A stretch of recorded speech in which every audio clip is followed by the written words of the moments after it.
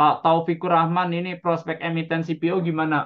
Saya pernah state juga nih bahwa sebenarnya kan sentimennya belakangan kan terkait dengan El Nino ya. El Nino ini kan pasti translasinya ke pasti ibaratnya ada kayak musim kekeringan, production turun, produksinya turun, ibaratnya kan barang jadi lumayan langka, harga pasti mengalami kenaikan. Jadi average selling price-nya itu bakal lebih ngedrive. Cuma saya pernah state bahwa kalau kita ngelihat di Indo, itu tuh sebenarnya ada concern dari sisi production. Karena kalau kita lihat tren tiap tahun itu kan growth-nya nggak terlalu bagus ya, growth-nya, production-nya nggak terlalu bagus karena banyak usia tanamnya itu buat emiten-emiten kita itu tuh lumayan tua gitu ya. Kayak contohnya LSIP, SIMP, itu mungkin di atas 16 tahun. Astra Agro juga 15 sampai 16 tahun. Nah, jadi ini yang menurut kita tuh kayak udah lewat dari mereka punya prime production sih. Jadi intinya kalau seandainya ibaratnya kekeringan, mungkin kita bakal cerita gini kan. Oh ternyata El Nino nih, harusnya kalau kita lihat produksinya turun, average selling price mereka bisa ini. Nah, cuman kalau mereka ibaratnya kayak umurnya udah lumayan tua, produksinya kan akan lebih drop ya.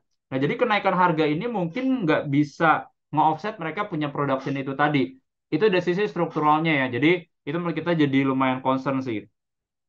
Terus yang kedua, sebenarnya kayak ada permasalahan masalah kayak sentimen lah ya sebenarnya. Walaupun secara fundamentalnya tuh banyak emiten-emiten CPO itu jualnya domestik. Mereka nggak banyak jual ke Eropa. Cuman kalau misalnya demand buat dari Eropanya turun, karena mereka ibaratnya ada isu masalah deforestry, yang translasinya akhirnya akan berdampak ke penurunan harga CPO global.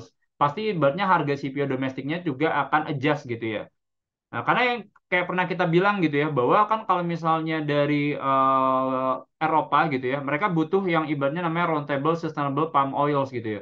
Nah, cuman kalau kita emiten-emiten di Indo, itu nggak ada yang ibaratnya punya 100% mereka punya lahan udah tersertifikasi.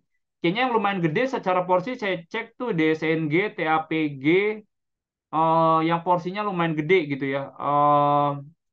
ANJT, nah itu yang porsinya lumayan gede. Nah, jadi sebenarnya mereka punya exposure atau bisa jual itu sebenarnya keluar dan harga mungkin bisa translasinya premium. Cuma karena ini nggak terlalu banyak, dari Eropa pun sekarang udah banyak mereka pakai soybean lah, mereka pakai vegetable oil yang model rapeseed lah, pakai sunflower. Jadi itu yang sebenarnya lagi didorong banget. Jadi banyak banget alternatif di globalnya yang sebenarnya didorong banget nih Pak Taufikur gitu. Jadi kayaknya long term demand buat CPO ini lumayan ke pressure sih ya. Jadi itu sih ya Pak. Saya mungkin nggak buat terlalu agresif dulu sih ya buat CPO ya.